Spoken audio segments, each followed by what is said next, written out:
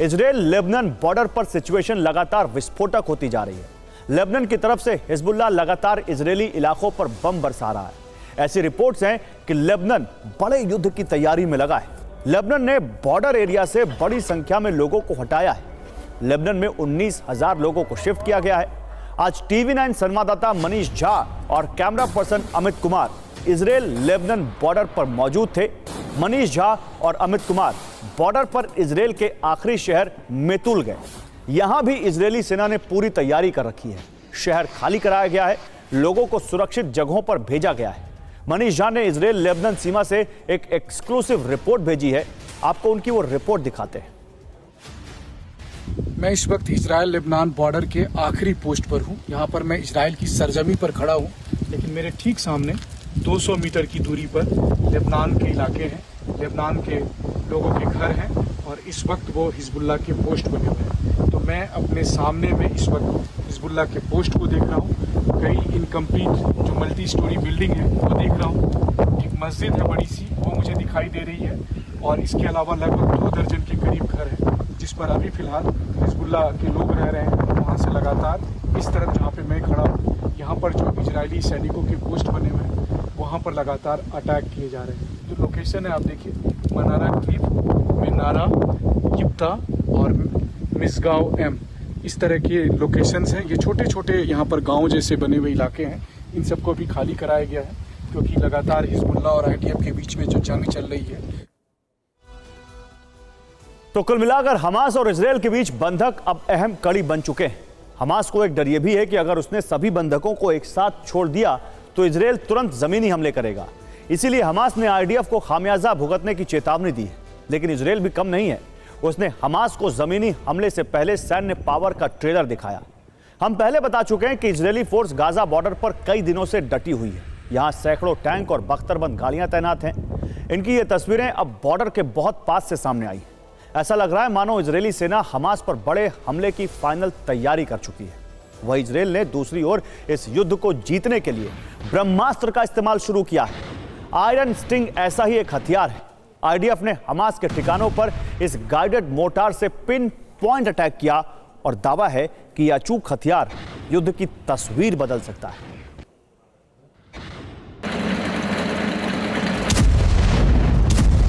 यह है iron sting, Israel का अचूक हथियार। इजराइल की सेना ने इसे पहली बार जंग के मैदान में उतारा और इसकी फायर पावर देखकर हमास खौफ से भर गया।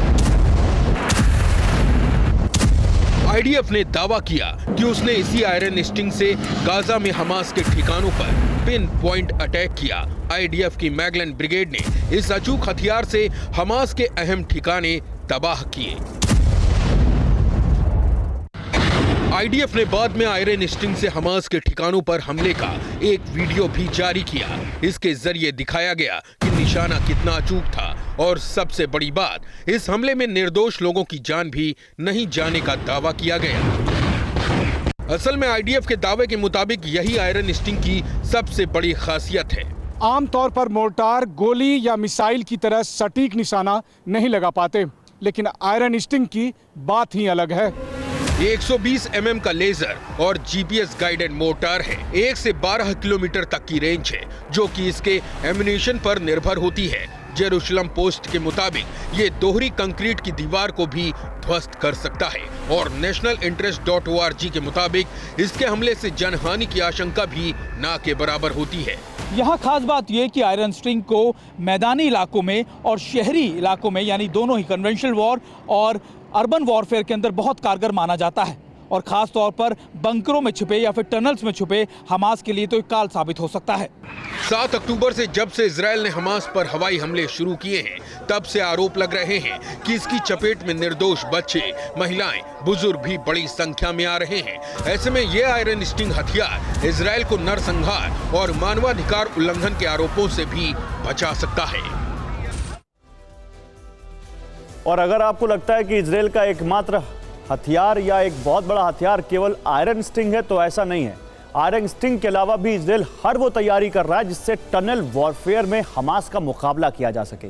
बेंजामिन नेतन्याहू, जो कि इजराइल के प्रधानमंत्री हैं, उन्होंने टनल वॉरफेयर में माहिर इजराइल की डिफेंस फोर्सेस की एक यूनिट से आज मुलाकात की है। आप समझ सकते हैं तैयारी किस लेवल की है।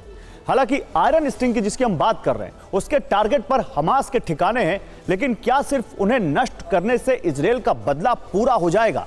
इजराइल को 7 अक्टूबर को किया गया हमास का वो हमला नासूर की तरह चुभ रहा है। उसका इंतकाम लेने के लिए इजराइल ने नीली फोर्स को मैदान में उतारा है। हमास को नीली फोर्स का खौफ क्यों सता रहा है, आपको ये रिपोर्ट बताएगी।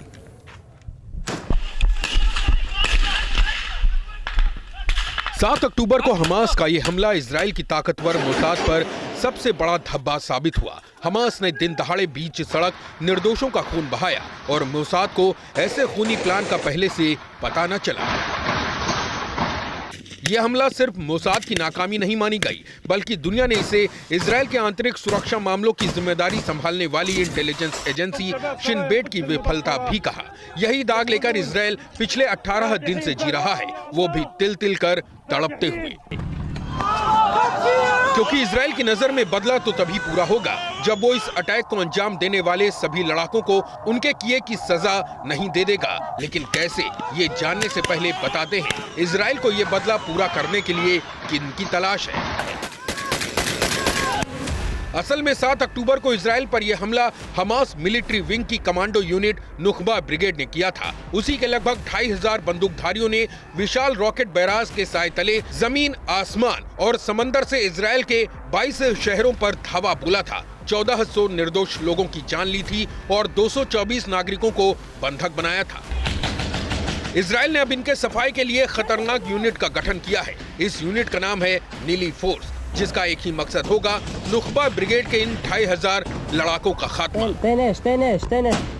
समाचार साइट वाइनेट के मुताबिक इस यूनिट का नाम प्रथम विश्व युद्ध के समय के यहूदी अंडरग्राउंड संगठन नीली के नाम पर रखा गया, जो एक हिब्रू वाक्यांश का संक्षिप्त रूप है, जिसका अनुवाद है इजराइल का वजूद कभी खत्म नहीं होगा। इस रिपोर्ट में कहा गया कि ये यूनिट इन 2500 लड़ाकों को बिल से बाहर निकालेगी और उनका खात्मा करेगी। सबसे बड़ी बात, इनका अटैक भी पिन पॉइंट होगा और इस ऑपरेशन में दावा ये भी है कि आम जनता को इससे कोई नुकसान नहीं होगा। तो मोसाद की तरह इजराइल के नीली कमांडो भी एक खास यूनिट का हिस्सा है। इनका इस्तेमाल मुश्किल ऑपरेशन के लिए किया जाता है। नीली कमांडो इजरायली सेना के खुफिया एजेंट हैं। साल 1880 में नीली कमांडो यूनिट को बनाया गया। यह कमांडो यूनिट पहले विश्व युद्ध से भी एक्टिव है। नीली कमांडो ने कई ऑपरेशंस को अंजाम दिया है। इनका ऑपरेशन भी बिल्कुल मोसाद की तरह होता है। आपको म्यूनिख कांड के बारे में पता होगा। मोसाद ने गुनहगारों को चुन चुन कर मारा था। 5 सितंबर 1972 को जर्मनी के म्यूनिख शहर में ओलंपिक खेलों का आयोजन हो रहा था। इसमें इजराइल के खिलाड़ी शामिल हुए थे। जिस जगह इजरायली खिलाड़ियों को रखा गया, उस ओलंपिक विलेज में 5 सितंबर को खिलाड़ियों की तरह ट्रैक सूट पहने 8 अनजान शख्स लोहे की दीवार फांदकर दाखिल हुए और इजरायली खिलाड़ियों को अगवा कर लिया। इन अपहरणकर्ताओं का संबंध PLO यानी फिलिस्तीन लिबरेशन ऑर्गेनाइजेशन से था। उन्होंने इजरायली खिलाड़ियों को छोड़ने के बदले में इजरायल की जेलों में बंद 234 फिलिस्तीनियों को रिहा करने की शर्त रखी, लेकिन इजरायल ने किसी भी शर्त को मानने से इनकार कर दिया। लिहाजा PLO आतंकियों ने इजरायल के सभी 11 खिलाड़ियों को मौत के घाट उतार दिया। इसके बाद मोसाद ने म्यूनिख कांड से जुड़े 11 आतंकियों की हिटलिस्ट तैयार की। 20 साल तक ऑपरेशन चलाया, सभी को चुन चुन कर मारा। मोसाद ने PLO के हर आतंकी को 11-11 बार गोलियों से भूना था। अब 61 साल बाद एक बार फिर से इसी तरह का ऑपरेशन गाजा में हमास के खिलाफ नीली कमांडो करेंगे, और वो भी अमेरिकी जनरल की मदद से।